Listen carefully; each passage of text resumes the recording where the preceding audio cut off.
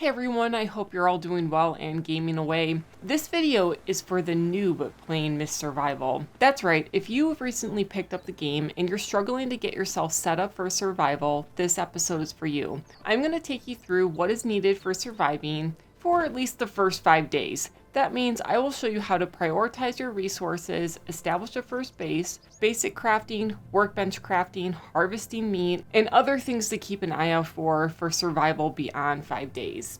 Before we get into these, let's have a look at the in-game tutorials and the key mapping. So when you hit the escape button, click on tutorial, and it's there you are given the opportunity to learn about your basic survival. This is also where you learn about the white mist, which is the mist that you're immune to, and it is also when the zombies come out to hunt you. The white mist is different from the green mist, which lingers in certain areas and is poisonous. So you must equip yourself with a gas mask. The tutorial says you equip the mask by pressing T, but I found in my game it defaults to O, so we're going to get into key mapping to make sure we're set up right. Just to check a couple of things, again, I want to show you that my gas mask does indeed default to O. The other thing is ground sleep will sometimes be 7 or some other random number, so I changed it to Z.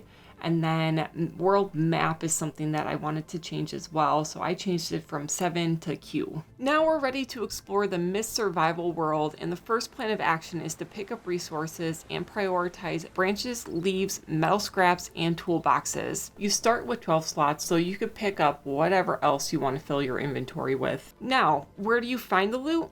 Well, you want to be looking on the ground, looking in the trunk of cars, looking in the glove boxes of cars, looking in cabinets and buildings and elsewhere. For the items you are prioritizing though, those will almost always be found on the ground.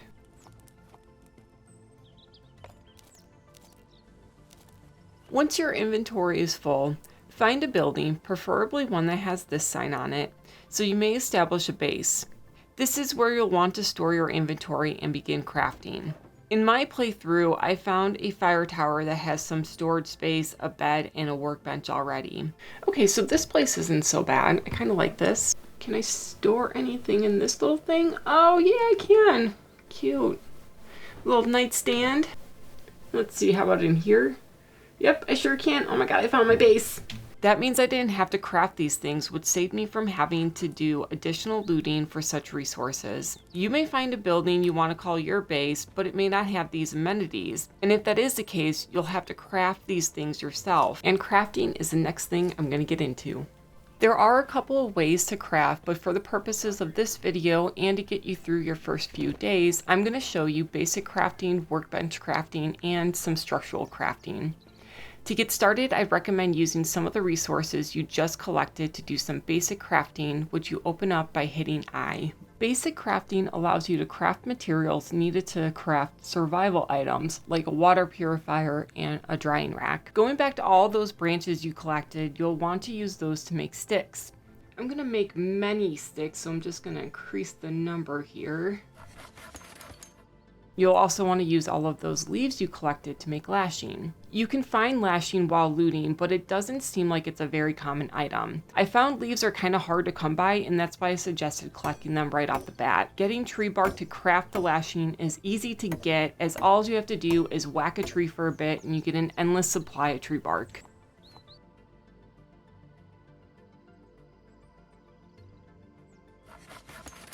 Next, you'll want to make processed wood, as this will be needed to craft many different types of structures. To make processed wood, just use your axe to cut down trees. You'll also want to use logs from the felled trees to craft fire logs, which will be needed if you ever want to get a fire going. Now, those are the main things you'll need for basic crafting, and like I said before, you need to make those materials to craft various structures. I'm going to talk about workbench crafting next, but just know that if you have not been able to find a workbench near or at your base, you'll need processed wood, metal scraps, and toolboxes to craft a workbench, and I'll show you how to do that later in the video. You'll notice you can toggle between multiple tabs to craft different categories of items. You should have noticed this was also the case for basic crafting.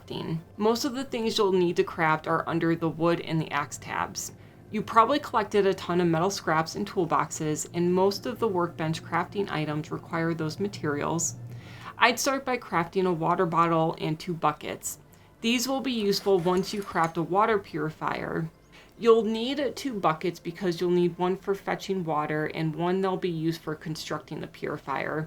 The water bottle is something you can use to carry clean water with you as you explore the rest of the map. Well, here I am, just kind of stranded at night during a mist event. Well, I might as well drink a little bit. Thank God I have this so I don't just like die from dehydration overnight. I'm finally healed from my food poisoning, and I'm so glad that now that I have clean drinking water, I'm never going to get sick again. You'll also want to craft nails, as these will be needed for drying out hides for leather. And on to crafting the things that'll actually keep you alive and healthy in this game. Yes, I'm going to get into structural crafting now. If you haven't figured it out, you'll be doing a lot of looting in between crafting these items, and I wouldn't recommend making them all at once. In fact, I recommend making a locker first for extra storage within your first few days to minimize the number of emergency trips you take while you're crafting these structures. So to construct a locker, open up your structure crafting book and place it where you want it to go. Okay, we'll put the locker here. And we'll see what materials we have to construct it. I think I have planks to make processed wood in the car, so let me just check here. Yep, sure do. Okay, so we'll take that back and make some processed wood.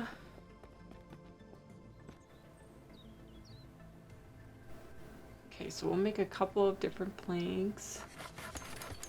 Oh shoot, there's a mist event happening in the background. Oh, it went away. Okay, well, I got the planks now. Okay, just a couple more items. And we're just about done. There we go. It's done. If you play like me, you may have accidentally ran into a predator and won the battle. Now you have a dead animal in front of you and no idea how to harvest the meat. Don't worry, just carry your carcass back to the base. I'll show you how to butcher your animal later in the video. However, since you crafted a bunch of lashing and sticks, you can now use those to build a drying rack. Okay, I don't think I want to put it there. Let's see how it looks on the other side. You would think I'd be better at like planning out the general layout of my camp, but you'd be wrong. I don't have those skills. Let's see. Yep, I think I like it here.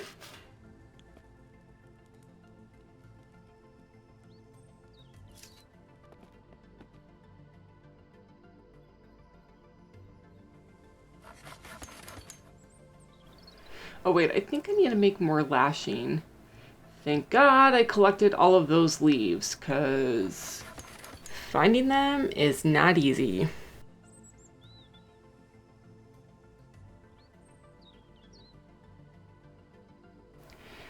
Woohoo! That is done. If you don't have enough salt to dry your meat, then you can also grill your meat, and this is recommended for meat you're planning to consume within a couple of days. I started to notice that grilled meat disappeared from my inventory after a few days. I don't know if this was a bug or perhaps the meat disappears after it becomes spoiled. If you happen to know the answer to that, let me know in the comments down below. To butcher meat, click on the key that says Harvest Meat, then click on the head, torso, or legs of the animal. Just below the body you'll see meat, fat, skin, and intestines. Click on the arrows to increase the quantity of those parts and make sure you have equipped the best tool for the harvest, then click Butcher. If you have salt on you, open your basic crafting inventory to craft salted meat. This meat has to be hung to dry along with the intestines on the drying rack. If you eat the salted meat or the meat cubes raw, you will not satiate your hunger at all. If you are enjoying this video so far, please consider crafting the like button and subscribe if you want to hear more from me. So you brought your carcass back to your base and now you have a fresh skin after harvest. You can dry it by crafting a tanning rack to make leather, and leather can be used to craft boots and a quiver that can hold more arrows than the one crafted with rags. Drying skin takes a few days, so it'll be beneficial to get skin on a tanning rack as soon as possible. You'll need to craft many fires while you're hanging out at your base. The fire itself doesn't require many resources to build, only branches and stones. But take note that you need a lighter and matches, tinder, which is tree bark, firewood, and the optional fuel to keep a fire going. I crafted a locker right by my camping area to store everything to maintain the fire. You soon will notice that charcoal is produced as a byproduct of a fire, and this can be stored and used later to craft matches. The water purifier should be crafted as soon as possible if you don't want to slowly kill your health from fighting off food poisoning all the time. So even though it's the last item I talk about in this video, just know it should be the first item you craft in your game. To fill the water purifier, you must use that bucket you crafted a while back and fetch dirty water, and then pour that water in the purifier to get clean water.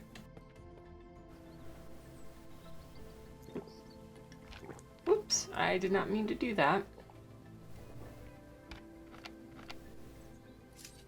This is what I want to do. Fill the bucket.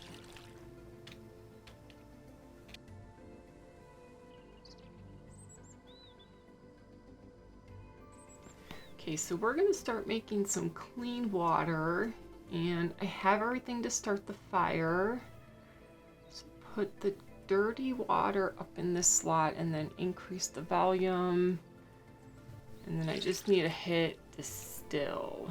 Okay, and I just want to make sure I have everything to start the fire. Hit distill, and there we go. So those are the basics for your survival in Miss Survival. The only things I'd look for while you are getting your base established are car parts. This map is huge, and if you find a drivable car, you can assemble it by collecting various parts, and from what I can tell, they are kind of hard to find. So if you see wheels, a battery, a spark plug, or an engine, grab them and take them back to the car that you want to eventually drive. Also, keep a crowbar on you, because if you come across a locked locker, you may find a life-changing weapon.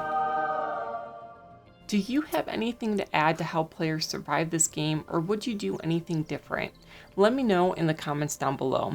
That's going to do it for today, guys. Please crack that like button and subscribe if you want to hear more from me. My name is Heather, and thank you for letting me put my game on for you. We'll see you in the next one. Bye!